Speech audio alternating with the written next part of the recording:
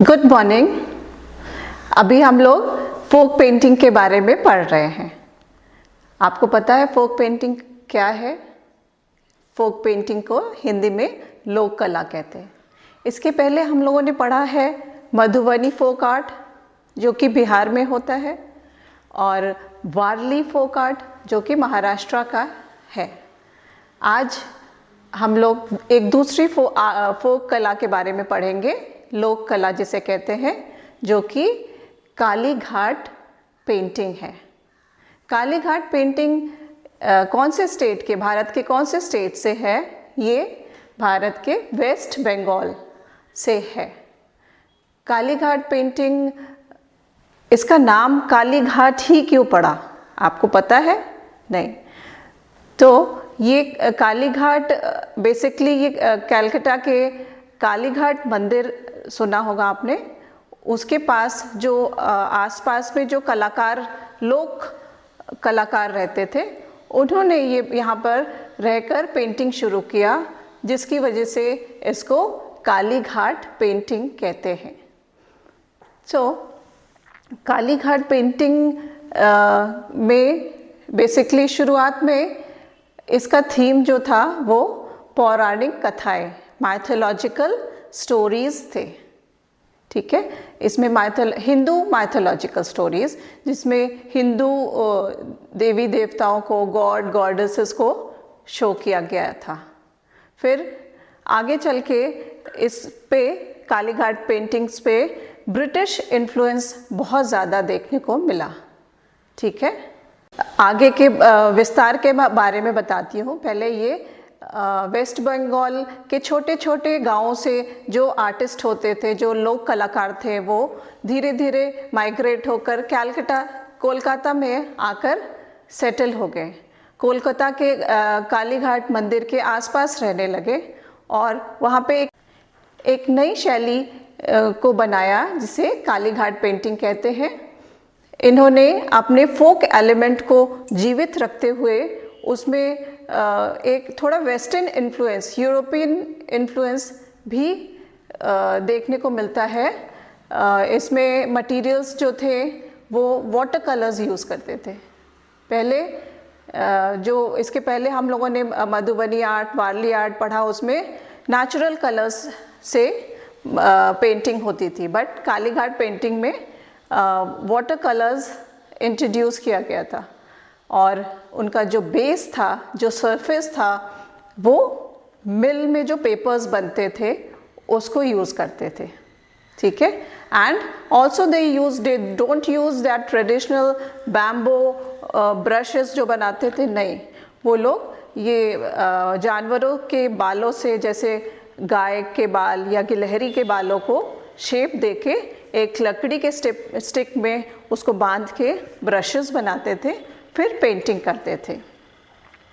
Colours आपको पता है कि इनका वाटर कलर्स यूज़ करते थे।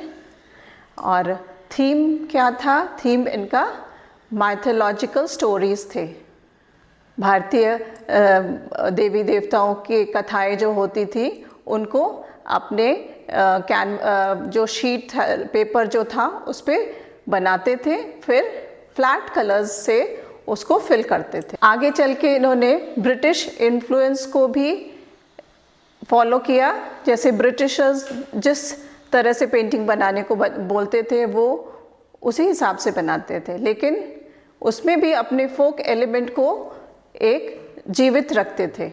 ठीक है, जैसे ब्रिटिशर्स अपने हिसाब से पेंटिंग बनवाते थे, which is customize painting. Not only Britishers but the rich people, जो अपने हिसाब से कस्टमाइज्ड पेंटिंग, जैसे अपनी ख्याति के लिए अपने पोर्ट्रेट्स, अपनी पेंटिंग्स बनवाते थे, बट इसमें भी वो अपने लोक कला को जीवित रखते थे। काली घाट पेंटिंग की एक और विशेषता है कि इसका जो बैकग्राउंड होता था वो फ्लैट होता था, और ज़्यादातर लाइट बैकग्राउंड यूज़ करते थे, और बैकग्राउंड में ज़्यादा फूल पत्ते, जैसे हम लोगों ने देखा कि मधुबनी पेंटिंग के बैकग्राउंड में फूल पत्तों को ज़्यादा बनाया जाता था, बट काली घाट पेंटिंग में फूल पत्तों या इन सब का इस्तेमाल कम होता था। और इसको बनाने के लिए जो वहाँ के उस लोकेलिटी के जो इमेज मेकर्स होते थे, जिसे कि पटुआ कहते हैं, उनके द्वारा इन पेंटिंग्स को बनाया जाता था। ठीक है, तो आप बता सकते हैं कि कौन बनाता था इनको? Yes, the image makers of that locality which is called Patua. Okay, clear to everybody? ठीक है.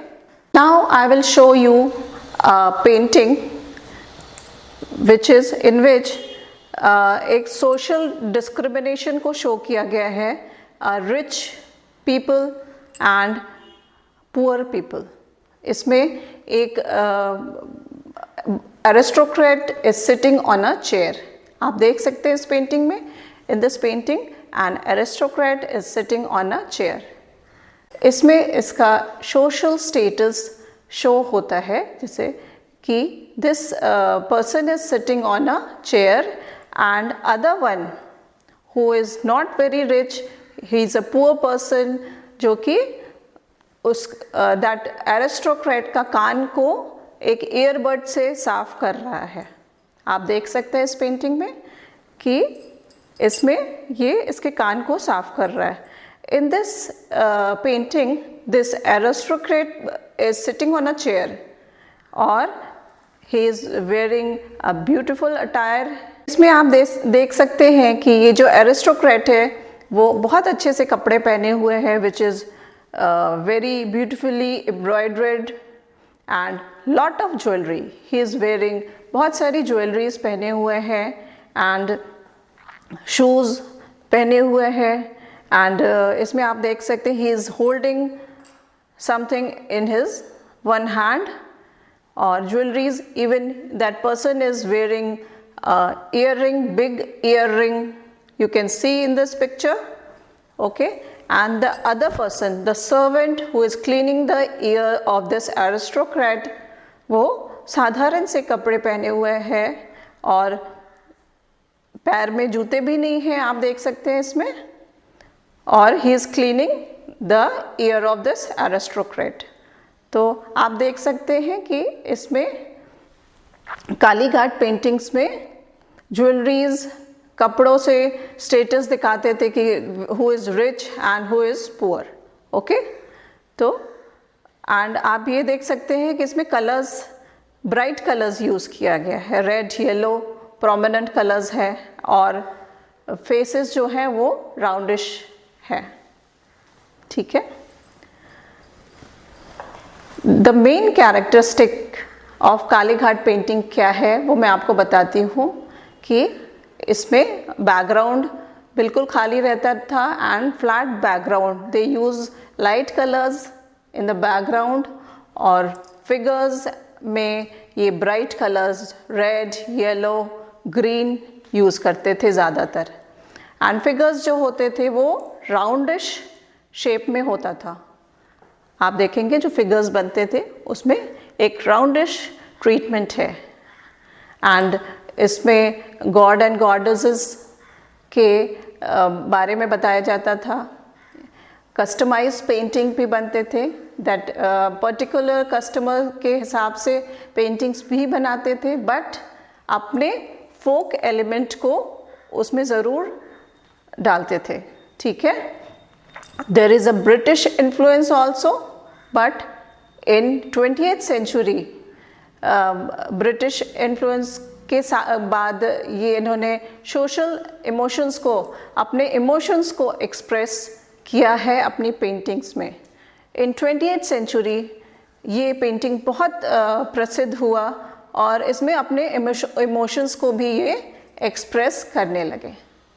सो children, I think Kalighat painting is clear to everybody.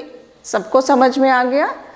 सो आप बता सकते हैं ये कहाँ की, किस भारत के किस स्टेट से है? हाँ, ये भारत के वेस्ट बंगाल से है. एंड इसका नाम कालीघाट क्यों पड़ा? क्योंकि वहाँ के कालीघाट मंदिर के आसपास जो चित्रकार रहते थे, इसलिए इसका नाम कालीघाट पेंटिंग पड़ा. थीम क्या था? theme mythological stories, Hindu mythological stories, customized painting and social emotions को express करने के लिए बनता था. And they use bright colors, red, yellow, green. Okay, now it's clear to everybody. Now we will discuss another painting in next class. Okay, thank you.